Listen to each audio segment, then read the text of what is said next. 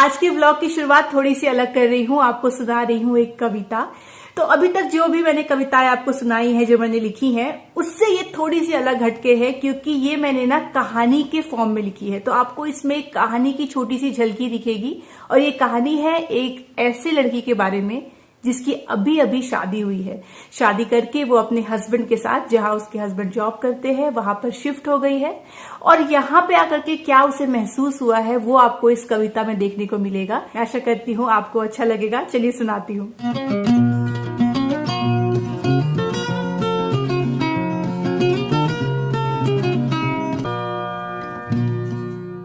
मेरा रिश्ता जब उनसे जुड़ा तो उनके संग कई और चीजों से भी जुड़ गया, जैसे कि मंगलसूत्र, चूड़ियां, बिंदी और ये सिंदूर।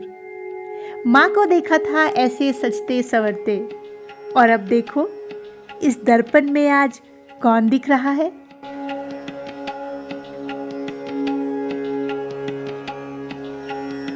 पर बदलाव सिर्फ मेरे साथ सज्जा और परिवर्तन सिर्फ मेरे जीवन शैली में नहीं था। दबे पांव एक और बदलाव ने आगमन किया था, मेरा नया घर।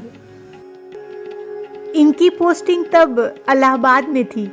2 सूटकेस और अपनी डायरी संग मैं इनके पीछे पीछे संगिनी से मिलने चली गई। आप सोच रहे होंगे ये संगिनी कौन है? पता चल जाएगा।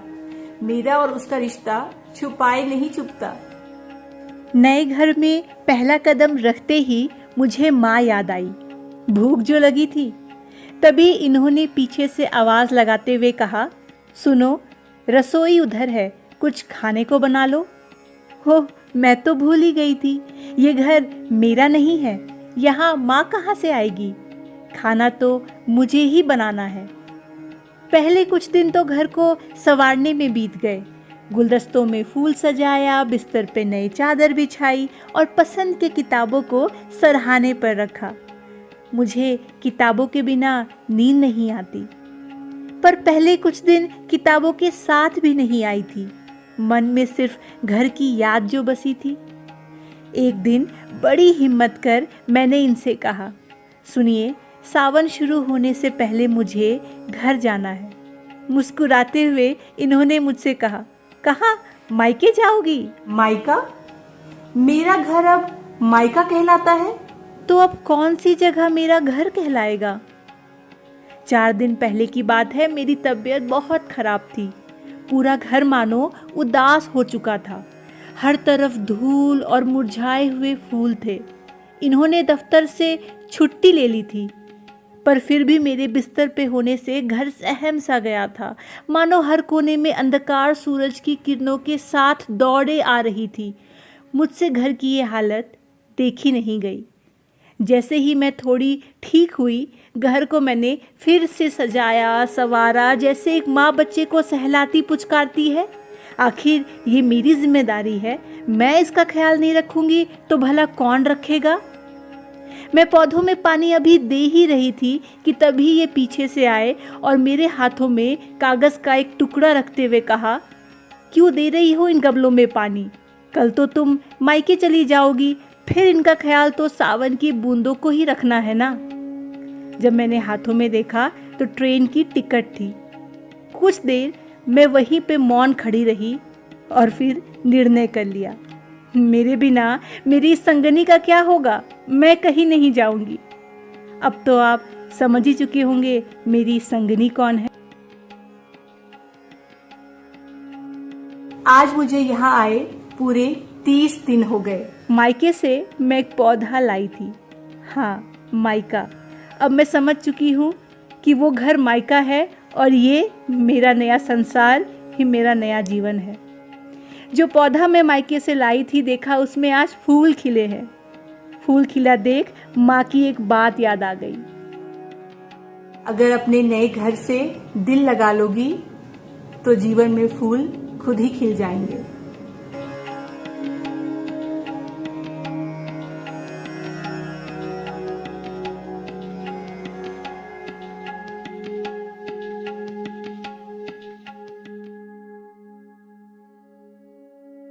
तो आप लोगों में से कौन कौन लोग हैं जो इस कविता से रिलेट कर पाए, मुझे कमेंट करके जरूर बताइएगा। आई एम श्योर काफी लोग कर पाए होंगे, क्योंकि शादी आपकी 20 साल पहले हुई हो या 20 दिन पहले हुई हो, इस फेज से या तो आप गुजर चुके हैं या गुजरने वाले हैं या गुजर रहे हैं अभी। क्योंकि ना शादी होते ही ऐसा नहीं है कि नेक्स्ट डे से ही सारी चीजों के लिए हमें एक्सेप्टेंस आ जाती है, हमें हर चीजों से लगाव हो जाता है। जितना टाइम हमें अपने रिश्तों में प्यार लाने में लगता है, उतना ही टाइम लगता है अपने नए घर से ना वो कनेक्शन बनाने के लिए भी समय लगता है, समझने के लिए कि ये जो नई जिंदगी है, ये जो नई रिस्पॉन्सिबिलिटी है, इसमें अगर मैं पीछे हट जाऊं तो सब कुछ खराब हो सकता है। क्योंकि कोई माने ना माने, कोई हमें ये क्रेडिट दे या ना दे, पर हम जो वाइफ्स होती है ना, वो इस घर को ही नहीं, अपने नए लाइफ को, अपने हस्बैंड की लाइफ को, नए परिवार की लाइफ में जो एसेंस घोलती है ना, वो धीरे धीरे लोगों को पता चलता है कि शहद की तरह काम करता है। और वहीं अगर कड़वाहट बढ़ जाए तो फिर सब कुछ खराब हो जाता है। और घर से जो ये रिश्ता है ना, ये तो बहुत खास होता है। आपको समय लगता है समझने में कि ये बस एक रहने की जगह नहीं है। यहाँ दीवारों पे जो वो फोटो फ्रेम डाला हुआ है, उसमें एक मेमोरी है, जो नए फूल लगाए हैं गुलदस्तों में, उनमें एक खुशबू है। और ये सब तभी है जब मेरा मन खुश है, और ये सब तभी है जब मैंने इसे दिल से एक्सेप्ट किया है। और फिर वो घर जो है देखते देखते हम लोग अपना प्यारा सा घर बना लेते हैं। और चाहे दुनिया में कहीं भी चले जाए, 3 से 4 दिन होते ही हमें याद आता है, अरे घर की बड़ी याद आ रही है, वो घर जिसे हमने बहुत प्यार से सजाया है। ये देखिए बाहर का नजारा, बारिश हो रही है, यहाँ पे आपको दिख रहा होगा, कितना सुंदर लग रहा है ना। और सामने ना अभी ग्रीनरी आने लगी है इस खेत में। कुछ दिन पहले पूरा बंजर था, पर अभी जो हल्के हल्के पौधे आए ना, वो और भी सुंदर लगता है। रेनी सीजन में बारिश हो रही है और ग्रीनरी ना हो सामने तो क्या मजा। तो अभी परफेक्ट बिल्कुल लग रहा है दिखने में। पिछले व्लॉग में मैं आपको दिखा रही थी कि क्या क्या अपडेट है, नई नई घर में क्या क्या चीजें ऐड हुई है। इस व्लॉग में दिखाती हूँ घर में क्या नई चीजें टूट गई हैं, क्योंकि एक साथ ही 2 चीजों का नुकसान हो गया मुझे। पहला, ये आप देख रहे हो, ये आइकिया का जो कोलैंडर है, ये टूट गया है। 2 साल चला है, अच्छे से चला है, और मैं हमेशा इसकी क्वालिटी की तारीफ करती थी, पर कल अचानक से ये टूट गया। अब आई डोंट नो कि रीजन क्या है। हो सकता है कि डिश वॉशर में धोने से हुआ है, एक्सेसिव हीट की वजह से हुआ है, मुझे नहीं पता। पर हाँ, इसका आप देख रहे हो टूट गया। जो टूटा है ना पार्ट, उसको अंगद ने कहा है कि वेल्डिंग करवाना पड़ेगा, तभी वो फिक्स होगा। वो जो था ना मेनली एक्सटेंशन उसका, वो टूट गया है। तो अभी मैंने इसको ऐसे नीचे रख दिया है, देखते हैं वेल्डिंग करवाने का मुहूर्त निकलता है तो ठीक हो जाएगा। तो पहला ये है। दूसरा, तो इससे भी बड़ा नुकसान हुआ है। दूसरा नुकसान हो गया है मुझे इस जार का। ये मेरा पूरा जार ही वेस्ट हो गया। तो यहाँ पे आप देख रहे हो, एक यहाँ पे बना हुआ है ऐसा नॉब सा, एक यहाँ पे बना हुआ है, तीसरा इस तरफ था।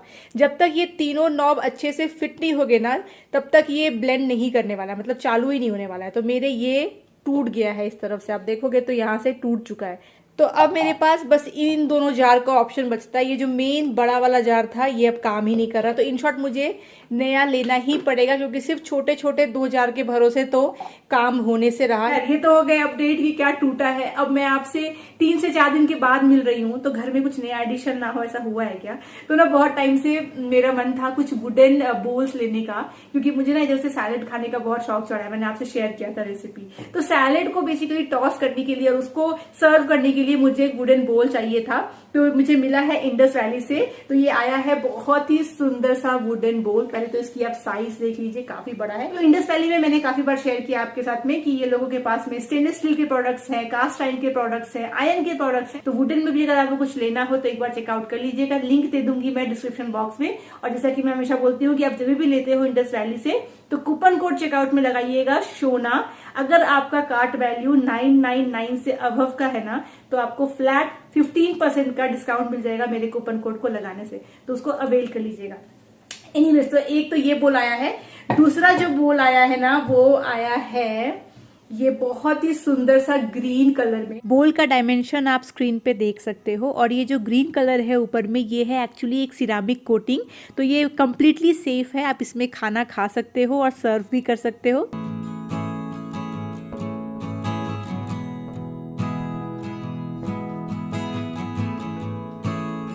दोनों का लिंक दे दूंगी। और इसके साथ में मुझे आया है इंडस वैली से ये 2 स्पैचुला भी, जो मैंने अभी हाल फिलहाल सुपरमार्केट से लिया था।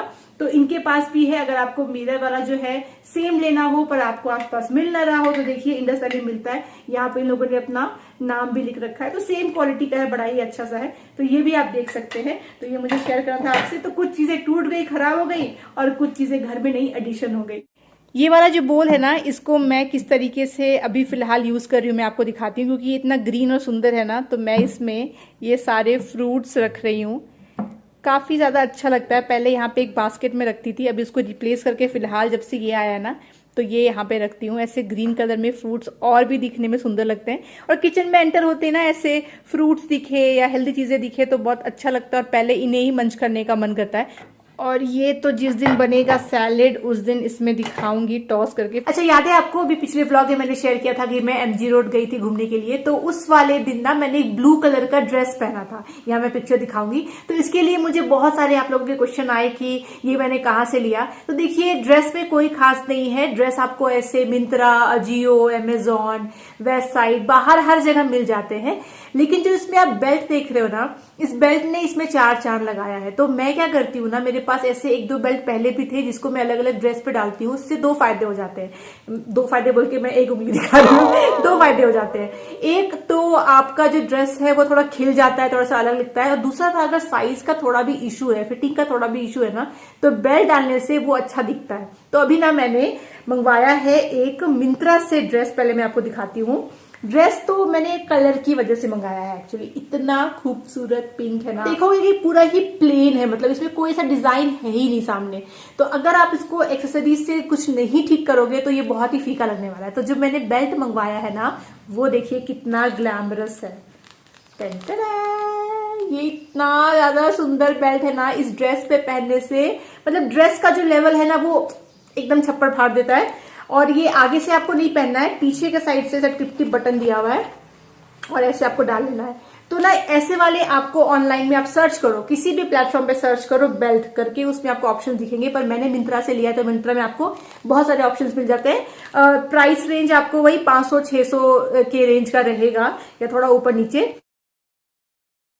ये देखिए कितना ज्यादा डिफरेंस आता है ना, वरना ये इतना प्लेन सा ड्रेस है कि आई डोंट नो, सिर्फ ऐसे पहना जाए तो कैसा भी दिखेगा नहीं, कुछ ना कुछ तो आपको एक्सेसरीज डालनी ही पड़ेगी। पर ये बेल्ट कितना ज्यादा अच्छा जा रहा है, और ओवरऑल कोई बोलेगा ही नहीं कि इसका पार्ट नहीं है। तो इस तरीके से आप अलग अलग ड्रेस में डाल सकते हो। इसका फ्लेयर भी मुझे बहुत अच्छा लगता है, इतना चौड़ा सा इसका फ्लेयर है।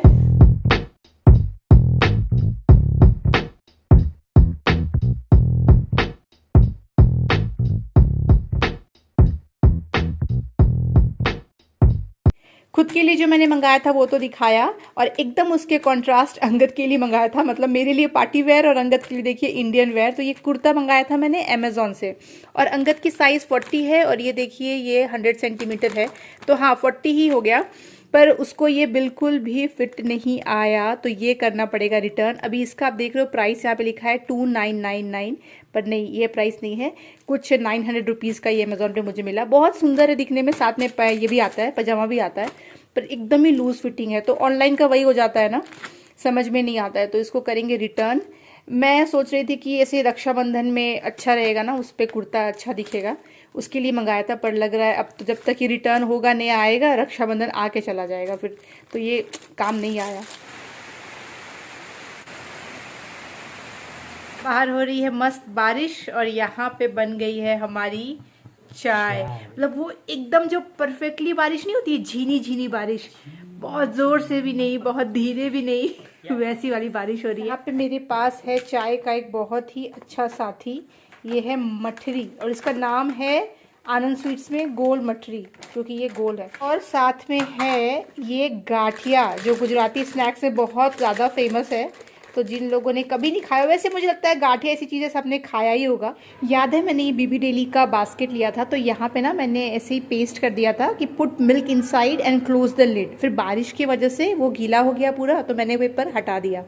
अब जिस दिन से ये पेपर यहाँ से हटा है ना, जो बंदा यहाँ पे मिल्क रख रहा है, गेस व्हाट, वो इसको बंद नहीं करता है। मतलब जब तक यहाँ पे मैंने इंस्ट्रक्शंस लिख रखा था वो प्रॉपरली फॉलो कर रहा था, अब वो इसे बंद करके जा ही नहीं रहा है। तो आज याद से मुझे फिर से यहाँ पे चिपकाना ही पड़ेगा, वरना कोई फ़ायदा नहीं है। फिर एक दिन बिल्ली आएगी और सब खराब कर देगी। और जो बारिश का पानी है ना, एक्चुअली इधर से टपकता है, यहाँ पे ओटीएस है ना, तो उसकी वजह से ना इसके पीछे चला जाता है। तो मुझे क्या करना पड़ता है, बहुत बारिश होती है तो इसको आगे करती हूँ ताकि वो ड्राई हो जाए। लोगों के घर में डाइनिंग टेबल का हाल कुछ ऐसा रहता है जैसा मेरा हाल इस कॉफ़ी टेबल का है। इसके किसके घर में डाइनिंग टेबल का ऐसा हाल होता है बताइए? चश्मा, रिमोट और सारी खाने की चीज़ें। पर मेरे घर में आप देखोगे डाइनिंग टेबल तो टेंटेड है, बिल्कुल साफ सुथरा, यहाँ पे कुछ भी नहीं दिख रहा है। तो जो जो मेस यहाँ पे एक्चुअली होना चाहिए वो सारा मेस मेरे घर पे कॉफ़ी टेबल पे होता है, क्योंकि वो एरिया हम लोग बहुत ज़्यादा यूज़ करते हैं।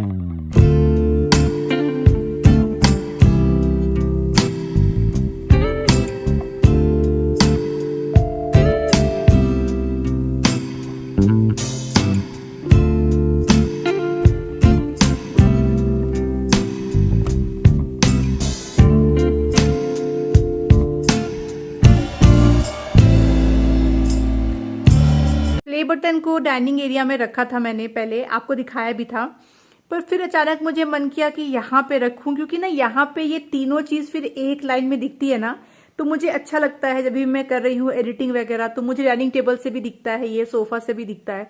तो मैंने तीनों को यहीं पर रख दिया, क्योंकि दो ऑलरेडी थे ही, तो कहा चलो यहीं पे रख देते हैं, तीनों अच्छा लग रहा है और ये डायरेक्शन भी अच्छा है रखने के लिए। अभी कुछ टाइम से मैं ये वाला एक सीरीज़ देख रही थी नेटफ्लिक्स पे, और अच्छा है, हॉरर है एक्चुअली, और बहुत ज़्यादा भी हॉरर नहीं है, मतलब इतना भी नहीं कि आपको डर लगे। पर ये मूवी एंजॉय करने से पहले मुझे इसको क्लीन करना पड़ेगा, वरना ये गिल्ट मुझे होता रहेगा ना, मैं मूवी भी नहीं एंजॉय कर पाऊंगी, क्योंकि करना तो फिर बाद में मुझे ही है ना, ऐसा तो नहीं है कि बाद में कोई और करेगा। परफेक्ट। तो अब देखिए क्लीन हो जाने से कितना अच्छा लग रहा है, अब मूवी भी मैं एंजॉय कर सकती हूँ, वरना ये मेस देखते देखते टेंशन होगी कि साफ नहीं किया है, साफ करना है। तो अब ये हो गया ऐसा, पर मैं ऐसे हाल में मूवी देखने वाली नहीं हूँ, क्योंकि बहुत सारे मैंने लाइट्स ऑन रखे थे, क्योंकि मैं अभी शूट कर रही थी। तो चलिए मैं आपको दिखाती हूँ मेरा मूवी का माहौल कैसा होता है। तो सारे कुछ ऑफ हो गए लाइट, सिर्फ ये वाला लाइट जो है अभी ऑन रखा है, क्योंकि शाम का टाइम है, उतना भी अंधेरा नहीं करना। शाम मतलब अभी बज रहे हैं 8 बज रहे हैं।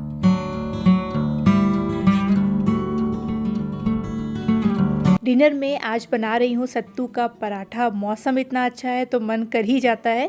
तो सत्तू को ना मैं हल्का सा पहले ड्राई रोस्ट कर लेती हूँ, इससे बहुत ही सौंधी सौंधी सी अच्छी खुशबू आती है इसकी। उसके बाद इसमें डालूँगी मैं प्याज, ग्रीन चिली, खूब सारे लहसुन, ये बहुत ज़रूरी होता है, इससे टेस्ट बहुत ज़्यादा अच्छा आएगा। उसके अलावा आपको चाहिए इसमें थोड़ा सा सरसों का तेल, थोड़ा नहीं एक्चुअली थोड़ा से थोड़ा ज़्यादा, क्योंकि सरसों के तेल से ही इसकी बाइंडिंग होती है। अगर तेल अच्छे से ना डाला जाए तो बाद में पराठा फट सकता है। उसमें डाल दूँगी थोड़ा सा नमक और नींबू, और खूब सारा इसमें अजवाइन पड़ता है। तो अजवाइन और सरसों के तेल से ही मेन फ्लेवर आता है। और नींबू का रस डाल दीजिए, थोड़ा सा इसमें धनिया का पत्ता डाल दीजिए, और फिर अच्छे से इसे आपको मिक्स कर लेना है। अभी ये अच्छे से मसाला रेडी हुआ है या नहीं, पराठा फटेगा या नहीं, इसका पता आपको अभी ही चल जाएगा। तो एक बार ही आपको इस तरीके से बाइंड करके देखना है। अगर ऐसे गोल गोल लड्डू बन गए बिना टूटे, मतलब आपने अच्छे से स्टफिंग बना ली है। बस उसके बाद में आपको इसे सेक लेना है। लेकिन इसमें ना ज़्यादा करके स्टफिंग डालना रहता है, मतलब जितना बड़ा आपने गोला लिया है आटे का, उतना ही लगभग ट्राई करिए स्टफिंग को डालने का। और ये सिर्फ इसी पराठे में नहीं, आलू का में भी यही रूल अप्लाई होता है। जितना ज़्यादा स्टफिंग रहेगा उतना टेस्टी आपका पराठा बनेगा। फिर सेकिए घी में या तेल में, और खाइए इसे अचार के साथ में, या फिर केचप भी चल जाएगा, बहुत ही टेस्टी होता है।